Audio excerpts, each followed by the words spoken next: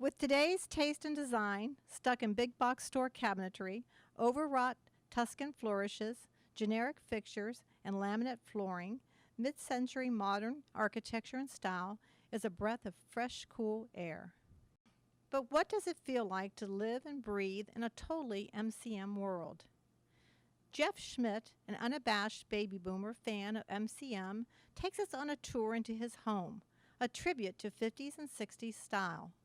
It's a house that represents both an evolution of taste and an appreciation of family history. Well, I started out collecting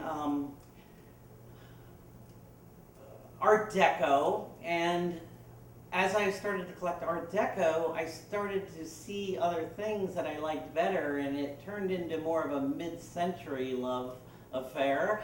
I found one lamp that I had to have, and it just blossomed from there. Once a passion for MCM has ignited, it fuels the hunt for those perfect style elements like starburst clocks. As little as 15 years ago, most people just thought of these as garbage, and you could find them in thrift stores for $5. But as time has gone on, every mid-century collector has to have a starburst clock somewhere in their house. I've got several in every room in the house, and I've even got ones I haven't found places to put yet that I'm going to squeeze into the collection. I just think they're cool, they're mid-century, and they're atomic looking, and I just can't pass on them when I see them. Jeff's collection also includes pieces which have been in his family for years. It was kind of built around my grandmother's Florida room, where I got the original main pieces of furniture, and I just kind of added to the look of what she had, and brought in all the pinks and turquoises and Florida kind of colors like my grandmother had. Television, cool lamps, got a watercolor flamingo painting that's from the 50s. Having good friends who share his passion has also helped him rescue classic MCM elements. Well, it was kind of fluke. One of my best friend's husband's brother moved into a new house, and this happened to be in here. It wasn't a new house, obviously.